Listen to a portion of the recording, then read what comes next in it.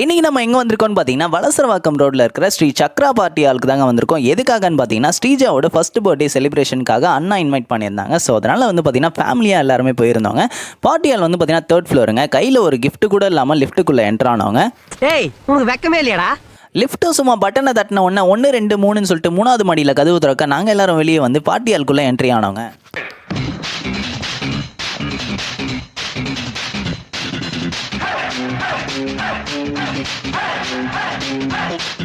Party ஹாலோட என்ட்ரன்ஸில் எல்லாரையுமே வெல்கம் பண்ணிட்டு இருந்த ரமேஷ் அண்ணாக்கு ஒரு ஆய் சொல்லிட்டு திரும்பி பார்த்தா டெக்கரேஷன்லாம் செமையாக இருந்துச்சுங்க. இந்த டெக்கரேஷன் எல்லாமே நாங்கள் தான் பண்ணோன்னு சொல்லிட்டு சொன்னால் உங்களால் நம்ப முடியல.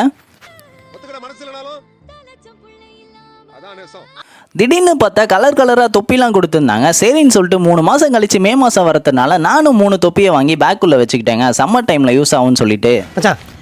நான் உனக்கு சொன்னா நீ என்ன தப்பா நினைக்க மாட்டேன். நானும் எவ்வளோ பேர் டிராவல் பண்ணிட்டேன்டா. ஆனா உன்ன மாதிரி கேவலமா நான் ஒருத்தனை பார்த்ததே இல்லடா. இருக்கட்டும் மச்சி, நானே ஃபர்ஸ்ட் வந்துட்டு போறேன். இன்னிதி ஸ்ரீஜா பாப்பாவோட ஃபோட்டோஸ் வித் லைட்டிங்ஸோட பார்க்குறப்ப வந்து பார்த்தீங்கன்னா செம்மையாக இருந்துச்சுங்க. நீங்களும் விஷ் பண்ணணும்னு நினச்சிங்கன்னா கமெண்ட்டில் சொல்லுங்கள், நான் உங்களோட விஷ் டெலிவரி பண்ணிடுறேன். அதே மாதிரி ஃபைனலாக கேக் கட் பண்ணும்போது வந்து பார்த்தீங்கன்னா எல்லாருமே ஹாப்பி பர்த்டேன்னு பாட எங்கள் அண்ணன் மட்டும் ஆர்கேஎம் ஸ்கூல் ஆடிட்டோரியம் ஞாபகத்தில் ஆஞ்சநேயர் பாட்டை பாட ஆரம்பிச்சிட்டான்.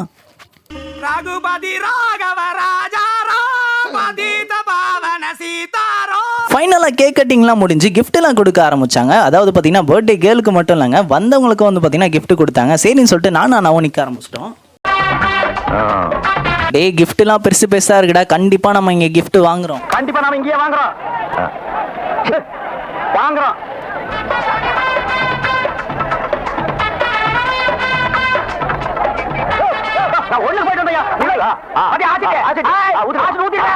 கஷ்டப்பட்டு கிஃப்ட் பக்கத்தில் போனதுக்கப்புறம் ஜானி ப்ரோ சொன்னதுக்கப்புறம் தாங்க தெரிஞ்சிச்சு கிஃப்ட் ஃபார் கிட்ஸ்ன்னு.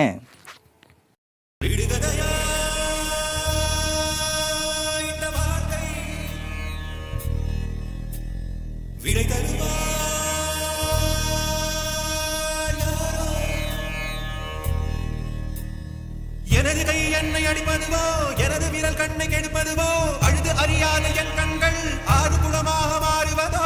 அதுக்கப்புறம் ஸ்ரீஜா குட்டி கட் பண்ண கேட்க மறுபடியும் கட் பண்ணி பீஸாக போட்டு ஒரு பீஸ் எடுத்து சாப்பிட்டு பார்த்தா செம்மையாக இருந்துச்சுங்க. அதுக்கப்புறம் பட்டர்ஸ்காட்ச் ஐஸ்கிரீமை சாப்பிட்டுட்டு வெஜ்ஜு சாப்பிட்றவங்களுக்கு mushroom pulao with brinjal gravy and onion ரைத்தாவும். இந்த மஷ்ரூம் புலாவ் பற்றி நான் சொல்லி ஆகணுங்க, டேஸ்ட் வைஸ் வந்து பார்த்தீங்கன்னா செம்மையாக இருந்துச்சுங்க. அதுக்கப்புறம் நான்வெஜ் சாப்பிட்றவங்களுக்கு chicken biryani, chicken 65, mutton chukka, brinjal gravy, தயிர் பச்சடின்னு சொல்லிட்டு செம்மையாக பண்ணியிருந்தாங்க. பிரியாணியில் பீசஸ் எல்லாமே வந்து பார்த்தீங்கன்னா செம்ம சாஃப்டாக குக் ஆகிருந்துச்சிங்க. டேஸ்ட் வைஸ் வந்து பார்த்தீங்கன்னா சூப்பராக இருந்துச்சுங்க.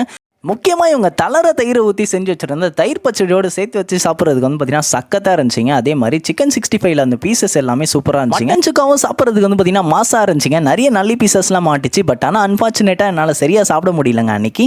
இல்லைனா வந்து பார்த்தீங்கன்னா செம்மையாக வெளுத்து கட்டியிருப்பேன். அதுக்கப்புறம் 2 மணி வாக்கில் டி நகர் பஸ் ஸ்டாண்ட் ரோட்டில் ஆப்போசிட்டில் இருக்கிற டீ கடையில் வந்து பார்த்தீங்கன்னா ஒரு டீயை போட்டு வீட்டுக்கு கிளம்பிட்டாங்க.